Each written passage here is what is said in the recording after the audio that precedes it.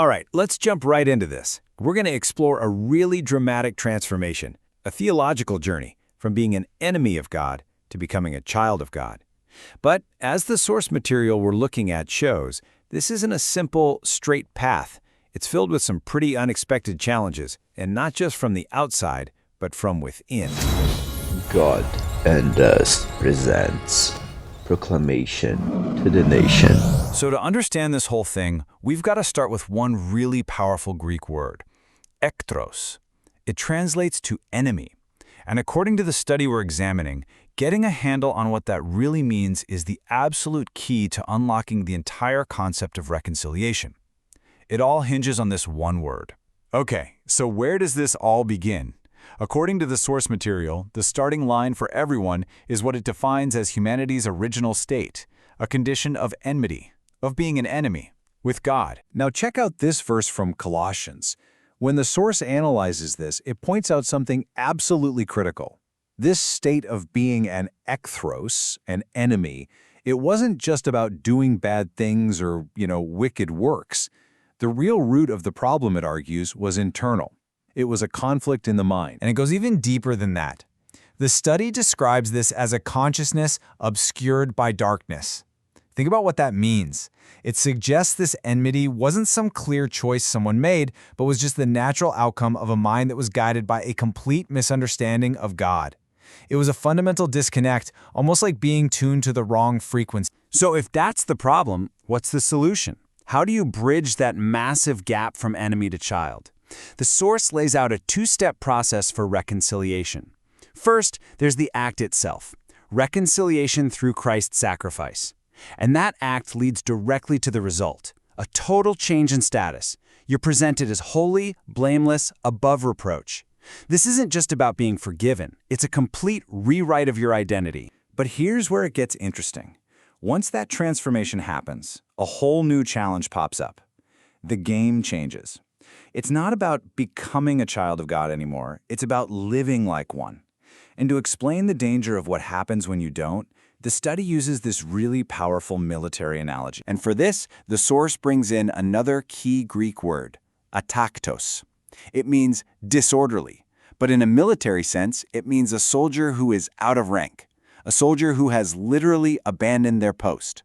And this is the word used to describe a believer who isn't living in step with the rest of the community. And to really hammer this point home, this study asks this stark, rhetorical question about that out-of-position soldier. Just think about it. What happens when this sniper, the enemy, spots him? He's totally alone. He's completely unprotected. This, right here, is the danger that the source says a believer faces when they're living in an ataktos, or disorderly way. But, and this is a huge but, what are you supposed to do with this soldier who's out of rank? Do you condemn them? Treat them like the enemy? Nope. The source draws a really sharp line here. The instruction is to warn him as a brother, not to regard him as an enemy. The whole point is restoration, not kicking them out. It's about pulling a comrade back into formation. There's one more metaphor the study uses to show what's happening on the inside of someone who's out of position, and it's a really good one, a panera, which is just a sieve. The image is so simple, but so effective, right? No matter how much truth or teaching you pour in, if someone is spiritually out of order, they just can't hold on to it. It all flows right through. So up to this point, all the challenges have been kind of internal, right? It's about your mind, your position in the community. But now the study pivots to this massive external conflict, a choice between your new identity as a friend of God and what the Bible calls friendship with the world. Quoting the book of James, the source puts this choice out there in the most direct terms possible. Now, hold on. When it says the world, it's not talking about the planet or other people.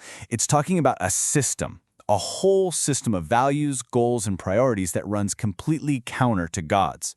And the argument here is that being friends with that system automatically makes you an enemy of God. And the main takeaway here, according to the source, is crystal clear. You can't have it both ways. An individual has to choose. Trying to be a friend to both God and this opposing system isn't seen as some kind of healthy balance. It's viewed as spiritual unfaithfulness, an act that actually puts a person right back into that state of enmity. And this personal choice, it doesn't just stay personal. The final part of this study says it has like cosmic stakes. This individual decision gets connected to a much bigger prophesied event that's supposed to happen in the end times. Yeah, this whole conflict gets tied to a prophesied event called the apostasia, a Greek word for a great separation, a falling away. And you can see how it connects, right?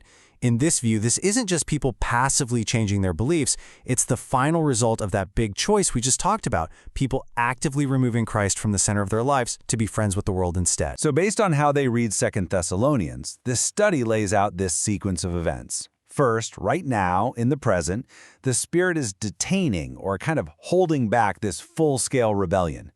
But then comes the turn. The apostasia happens, and Christ is pushed from the center. And the consequence of that?